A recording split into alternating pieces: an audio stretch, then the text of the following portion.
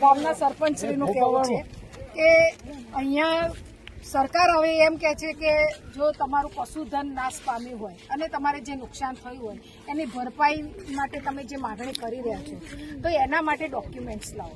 હવે આટલા બધા વરસાદની અંદર કેટલાય ખેડૂતોના પશુઓ જેમ પશુઓ મરી ગયા અને એ મરેલા પશુઓનો એમણે નિકાલ કરી દીધો। 10 દિવસ સુધી અહીંયા કોઈ નેટવર્ક નહોતું, અહીંયા કોઈ કોન્ટેક્ટ નહોતો કોઈની સાથે, લાઇટો નહોતી, કંઈ જ નહોતું। હવે એ લોકો એમ કહે છે કે પશુ ક્યાં મરી ગયા અમને બતાવો, એના ફોટો બતાવો, એનો પોસ્ટમોર્ટમનો રિપોર્ટ બતાવો। હવે આ બધું ખેડૂતો લાવે ક્યાંથી?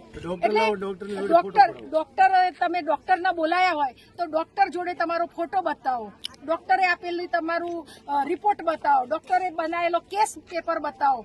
તો આ બધું ખેડૂતો લાવે ક્યાંથી? એ વખતે તો કોઈ કોન્ટેક્ટ જ નહોતો। જેમ જેમ પશુઓ મરી ગયા એમ એનો નિકાલ કરવામાં આવે, ના કરે તો રોગચાળો ફાટી નીકળે।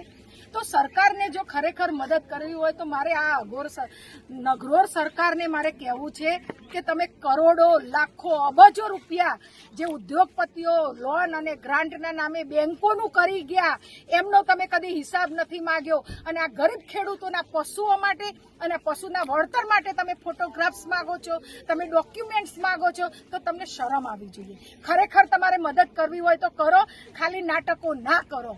આ નાટકો કરી અને પ્રજાને ભોળવાનું અને પ્રજાને ઉલ્લુ બનાવવાનું કામ કરવા સિવાય આ ભાજપ સરકાર કંઈ જ કરતી નથી।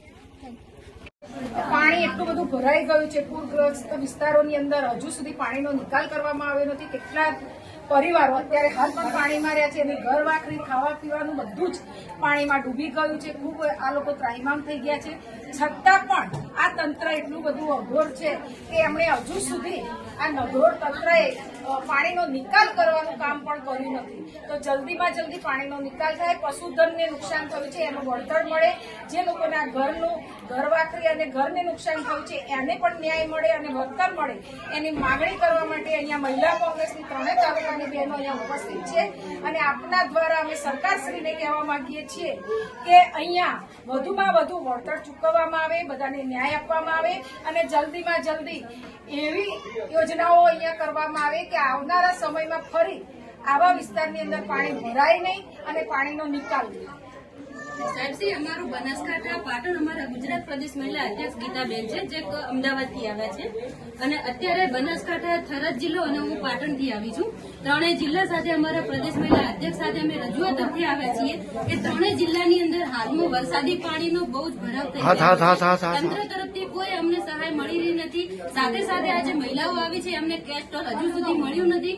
કેસ્ટોલ ચૂકવવામાં આવે, સાથે જે મકાનો ધરાશાયી થયા છે એ અમને મકાઈ સહાય આપવામાં આવે અને તાત્કાલિક ધોરણે અમને જે કંઈ પૂરતી વ્યવસ્થા છે એ ચૂકવવામાં આવે એવી અમે આપ શ્રી સાથે અપેક્ષા અને આશા લઈ અને સરકાર સુધી અમારો સંદેશ મોકલાવશો અને સત્વરાનું નિરાકરણ લાવશો એટલા માટે આવ્યા છીએ, જ્યાંથી અહીંયા બીજી વખત આવીને અમારે ધરણા કે કોઈ આક્રોશ કાર્યક્રમ ન કરવો પડે એવી આશા।